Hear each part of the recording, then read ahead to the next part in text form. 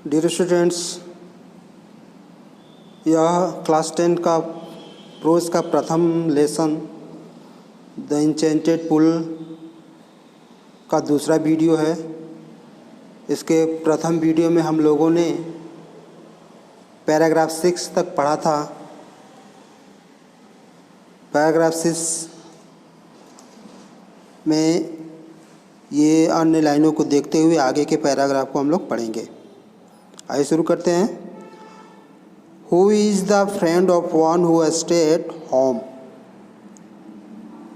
Who is the friend? कौन दोस्त होता है उसका? Who stay at home? जो घर पे रहता है, मतलब घर पे रहने वाले व्यक्ति का दोस्त कौन होता है? आंसर है द वाइफ। घर पर रहने वाला व्यक्ति की उसकी पत्नी सबसे अच्छी दोस्त होती है। Who accompanies a man in death? accompanies मतलब साथ देता है। मृत्यु के समय कौन साथ देता है?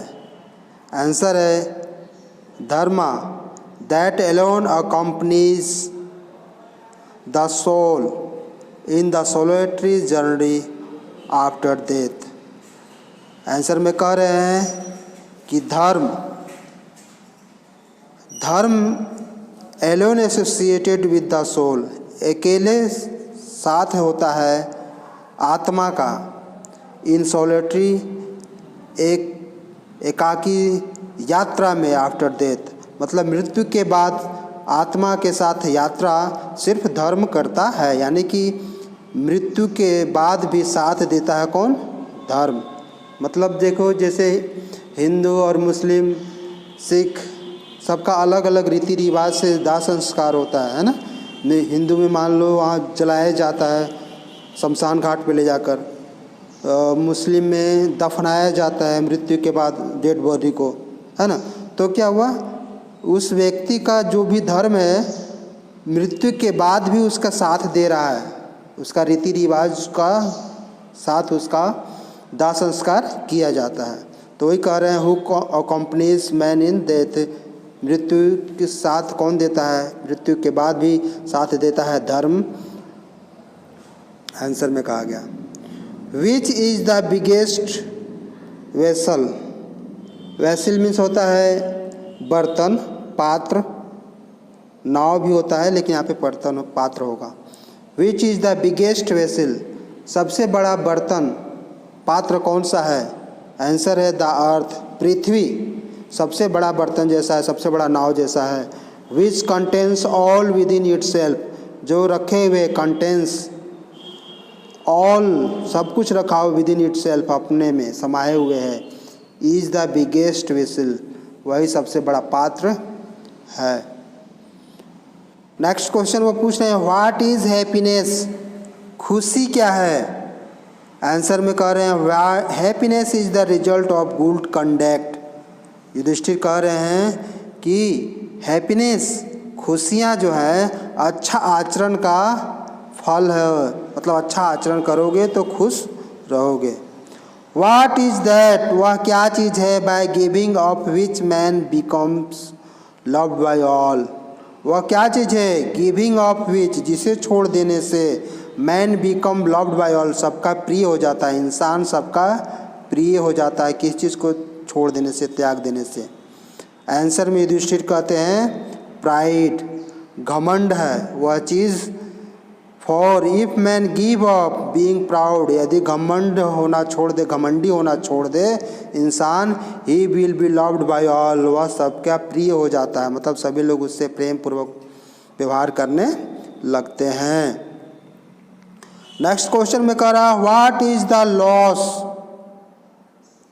किस चीज़, कौन सा ऐसा चीज़ है जो खो जाने पर विच इल्ड जॉय, खुशियाँ लाता है। इल्ड मतलब प्राप्त करना, ले आना, जो खुशियाँ लाता है। नॉट सॉरो, और दुख नहीं होता है। किस चीज़ के खो जाने पर लोग खुश हो जाते हैं, दुख नहीं होते हैं, दुखी नहीं होते हैं। आंसर में कह रहे हैं युधिष्ठिर एंगर, गुस्सा। यदि if we give up being angry, यदि हम लोग गुस्सा करना छोड़ दें, we will no longer be subject to sorrow, हम लोग अधिक समय तक दुखी नहीं रहेंगे। मतलब ज्यों गुस्सा करना छोड़ देंगे तो आप सौरो वहाँ से ख़त्म हो जाएगा, दुख ख़त्म हो जाएगा और जॉय आने लगेगा, खुशियाँ आने लगेगी। नेक्स्ट क्वेश्चन कह रहे हैं व्हाट इज़ दैट, वह क्या चीज़ है, by giving up which man become rich, जिसको छोड़ देने पर, गिविंग अप मीन्स छोड़ देने पर, व्हाट इज़ दैट क्या चीज़ है, बाय गिविंग विच जिसे छोड़ देने पर मैन बिकम रिच इंसान और अमीर बन जाता है। तो आंसर कह रहे हैं डिजायर, डिजायर मीन्स महत्वाकांक्षा। If man give up being greedy, greedy मतलब लालच, यदि इंसान लालच छोड़ दे, यहाँ डिजायर का और ग्रीडी का सेम मतलब आएगा लालच, यदि इंसान लालच छोड़ दे, ही विल बिकम वेल्दी, तो वह धनवान हो जाएगा। मतलब अत्यधिक जितना देखो, आकांक्षा महत्वाकांक्षा एक अलग चीज़ है, लेकिन लालच करना एक दूसरी चीज़ है। आप अब आज से बेहतर कर रहे हो, प्रोग्रेस कर रहे हैं, पॉजिटिव एटीट्यूड रख रहे हैं, वो दूसरी चीज़ है। लेकिन यदि आप ग्रीडी हैं, लालची बन जा रहे हैं, तो एक छोटा सा बारीक अंतर है महत्वाकांक्षा रखना, इच्छा रखना और लालच रखना में। तो आप जब लालच करना छोड़ देते हैं, संतुष्ट हो जाते हैं, तो आप जो भी जितने भी आपके पास धन है उतने में आप संतुष्ट रहते हैं, अपने आप को धनवान महसूस कर सकते हैं। What make one a real ब्राह्मणा, क्या चीज़ है एक रियल ब्राह्मण बनाता है, इज इट बर्थ, क्या जन्म से लोग ब्राह्मण हो जाते हैं, ब्राह्मण हो जाते हैं, गुड कंडक्ट अच्छा आचरण से, और लर्निंग या विद्वता से कोई ब्राह्मण कैसे कहा जाएगा। आंसर डिसाइसिवली, डिसाइसिवली मतलब स्पष्ट पूर्वक, दृढ़ता से, साफ साफ उत्तर दो। वो पूछ रहे हैं यम कि क्या चीज़ है जो रियल ब्राह्मण बनाता है, क्या जन्म से कोई ब्राह्मण हो जाता है, या अच्छा आचरण से, या विद्वता, कोई विद्वान है तो उसको ब्राह्मण कहेंगे। सही सही दृढ़ता पूर्वक साफ साफ उत्तर दो। आंसर युधिष्ठिर आंसर देते हैं birth and learning do not make one ब्राह्मण, बर्थ मतलब जन्म और लर्निंग और विद्वता विद्या किसी को ब्राह्मण नहीं बनाती, डू नॉट मेक वन ब्राह्मण, किसी को ब्राह्मण नहीं बनाती है। तो क्या बनाती है, गुड कंडक्ट्स अलोन डज, एकमात्र चीज़ गुड कंडक्ट अच्छा आचरण, अच्छा आचरण अच्छा व्यवहार उस व्यक्ति को ब्राह्मण बनाती है। हाउएवर लर्न ए पर्सन में भी, ऐसा हो सकता है कि व्यक्ति बहुत विद्वान हो, बहुत पढ़ा लिखा हो, ही विल नॉट बी ए ब्राह्मण, लेकिन फिर भी वो ब्राह्मण नहीं कहलाएगा। Without giving up bad habit, जब तक कि वह बुरी आदतों को नहीं छोड़ देता। मतलब ना कोई कितना भी विद्वान हो, लेकिन इसमें यदि बुरी आदत है तो उसे ब्राह्मण नहीं कहेंगे। इवन दो यह ऐसा हो सकता है he may be learn in 4 Vedas, वह चारों वेदों में विद्वान हो, चारों वेदों का ज्ञाता हो। A man of bad conducts fall to a lower class, लेकिन एक व्यक्ति जो बैड कंडक्ट बुरा आचरण हो, जिसका बुरी आदतें हो, फॉल्स वो चला जाएगा किसमें, लोअर क्लास में, निम्न वर्ग में चला जाएगा। नेक्स्ट क्वेश्चन है what is the greatest wonder in the world, इस दुनिया में सबसे बड़ा आश्चर्य क्या है, ग्रेटेस्ट सबसे बड़ा, वंडर आश्चर्य क्या चीज़ है। आंसर में कह रहे हैं एवरीडे मैन सी, हर रोज़ इंसान, MEN है मैन, है ना, मैन पढ़ाएगा, लेकिन इसमें क्या ई हो गया है ना बहुवचन में, हर रोज़ प्लूरल में, हर रोज़ लोग देख रहे हैं creatures depart to Yama's kingdom, जो जीव हैं क्रिएचर्स डिपार्ट जा रहे हैं टू यम्स किंगडम, यम मतलब यमराज, यम लोक में जा रहे हैं, मृत्यु के लोक में जा रहे हैं, लोग डेली मर रहे हैं। एंड एट लेकिन फिर भी, दोज हु रिमेन जो बचे हुए हैं, want to live forever वो हमेशा के लिए जीवित रहना चाहते हैं। जो रिमेन मतलब जो बचे हुए हैं, वांट चाहते हैं, टू लिव फॉर एवर हमेशा के लिए जीवित रहना चाहते हैं। This truly is the greatest wonder यही सबसे बड़ा आश्चर्य है। मतलब वो पूछ रहे हैं कि सबसे बड़ा आश्चर्य क्या है, तो आंसर में कह रहे हैं कि डेली लोग देख रहे हैं कि रोज़ मरते हैं लोग, लेकिन जो बचे हुए हैं, जो जीवित हैं, वो सोचते हैं, ऐसा बर्ताव करते हैं, ऐसा काम करते हैं जैसे उनको हमेशा इस जीवन को जीना है, कभी उनको मृत्यु आएगी ही नहीं, हमेशा जीना चाहते हैं। इतना धन और संपत्ति इकट्ठा करते रहते हैं जैसे कभी वो मरेंगे ही नहीं, सारा कुछ उन्हीं का है। 10 द यक्ष पुट मैनी क्वेश्चन इस तरह से यक्ष जो है वह कई प्रश्न पूछता रहा। And Yudhishthira answer them all उन सारे प्रश्नों का जवाब देता रहा। In the end of Yaksha ask और अंत में जो यक्ष है वह पूछा, कहा, O king one of your dead brothers तुम्हारे मरे हुए भाइयों में से एक can now be revived means होला जीवित होना। तुम्हारे मरे हुए भाइयों में से कोई एक जीवित हो सकता है। रिवाइव्ड मीन्स जीवित होना। Who do you want to come back to life किसे चाहते हो तुम जीवित करना। इट टुक युधिष्ठिरा ये मोमेंट टू थिंक इसको सोचने में एक क्षण का समय लगा। मान लो तुम्हारे साथ ऐसा परीक्षा हो, 2 भाई मरे हो, तो कहा जाए कोई एक जीवित हो सकता है, किसे जीवित करना चाहते हो, तो सोच में पड़ जाओगे, है ना।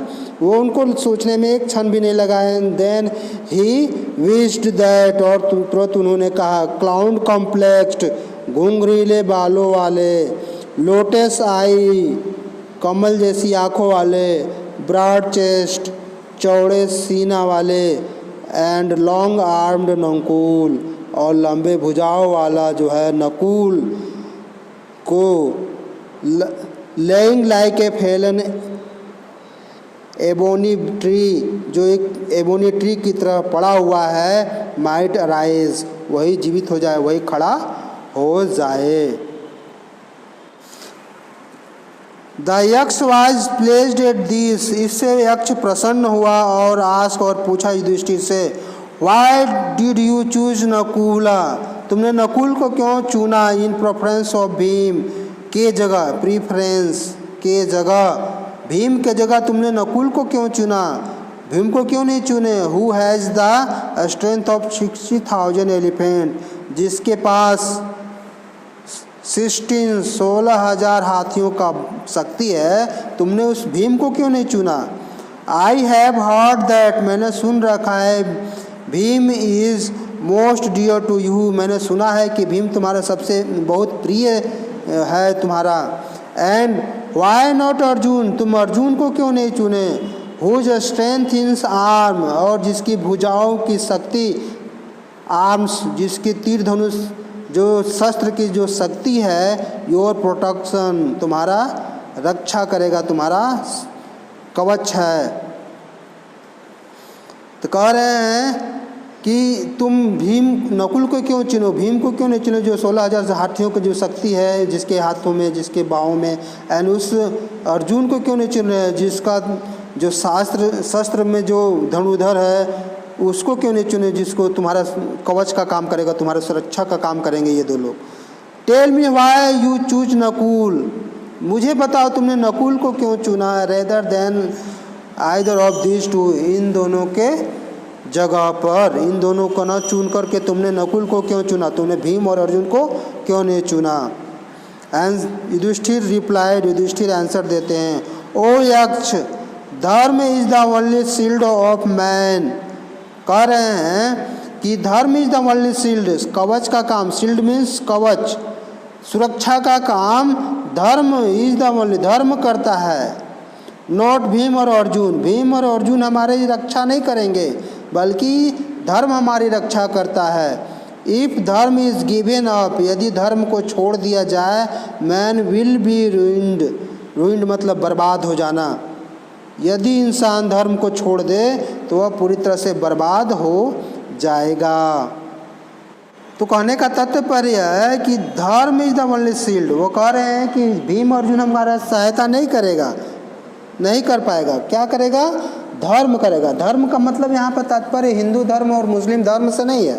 धर्म का मतलब है धारण करने वाले चीज़, जो भी तुम जो धारण किए हो, मतलब जो भी तुम अपने सिद्धांत बनाए रखे हो अच्छाई के लिए, जो भी तुम अपने जीवन में अपना रखे हो, वो तुम्हारा साथ देगा, वही तुम्हारा रक्षा करेगा, है ना। यदि तुम सिद्धांतों को छोड़ देते हो, अच्छे कंडक्ट को छोड़ देते हो, अच्छा व्यवहार को छोड़ देते हो, तो तुम्हारा रक्षा कोई और नहीं कर पाएगा, है ना, चाहे कोई कितना भी बलशाली हो।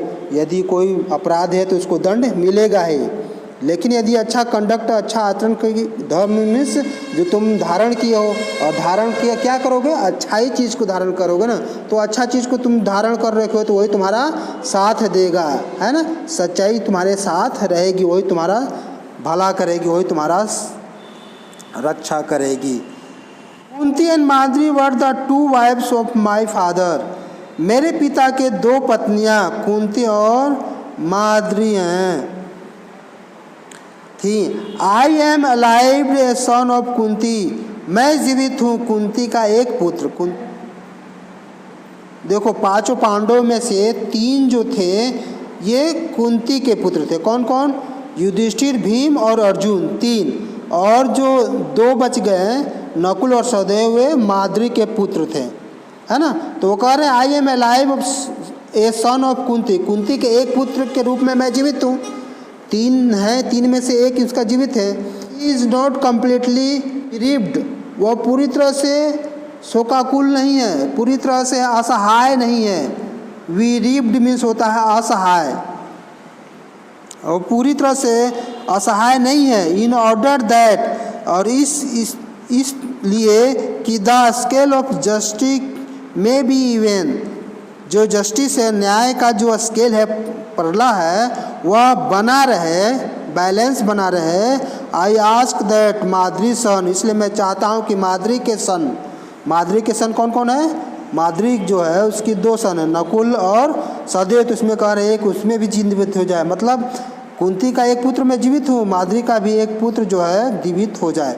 तो नकुल में अराइव्ड, माद्री का एक पुत्र नकुल वह जीवित हो जाए, मतलब समझ गए ना। कुंती के एक लड़के युधिष्ठिर जीवित हैं, तो वो चाह रहे हैं कि माद्री का भी एक लड़का जीवित हो जाए, ताकि दोनों माँ को एक पुत्र प्राप्त हो जाए, है ना। द यक्ष was most place with Yudhishthira, यक्ष इस बात से युधिष्ठिर पर बहुत प्रसन्न हुआ। युधिष्ठिरा इम्पार्शियलिटी, इम्पार्शियलिटी मतलब अपक्षपात, निष्पक्षता। इम्पार्शियलिटी मीन्स निष्पक्षता, उसकी इस निष्पक्षता पर वह बहुत प्रसन्न हुआ। Granted that all his brother would come back to life, और उसने इजाज़त दे दी कि उनके सभी चारों भाई जीवित हो जाएं।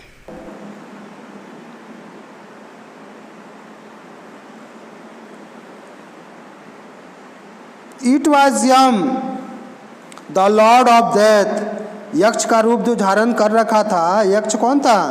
यक्ष था Yama, Yama means Yamraj, lord of death, मृत्यु का देवता यमराज, यमदेव थे, है ना, यमराज थे। वो यक्ष का रूप धारण करके युधिष्ठिर का परीक्षा ले रहे थे, उसके न्याय का, निष्पक्षता का, है ना, उसका परीक्षा वो ले रहे थे। Who had taken the form of यक्ष, और यमराज ही जो यक्ष का रूप धारण किए थे, so that he might see Yudhishthira and test him, ताकि वह युधिष्ठिर को जांच पर सके और उसका परीक्षा ले सके। ही एम्ब्रेस्ड युधिष्ठिरा, उसने गले लगाए, एम्ब्रेस्ड मीन्स गले लगाना, युधिष्ठिर को गले लगाया यमराज ने। एंड ब्लेस्ड हिम, और उसे आशीर्वाद दिया। देन ही डिसअपियर्ड, और उसके बाद वे डिसअपियर्ड मीन्स गायब हो गए, है ना, ओझल हो गए। इस तरह से आशा करता हूँ कि आप लोगों को यह पूरा चैप्टर की कहानी समझ में आई है। आप लोग इसमें जो बीच बीच में मीनिंग बताया गया है उसको कॉपी पे नोट कीजिए और उसको याद कीजिए और लेसन को खुद से पढ़ने का प्रयास कीजिए।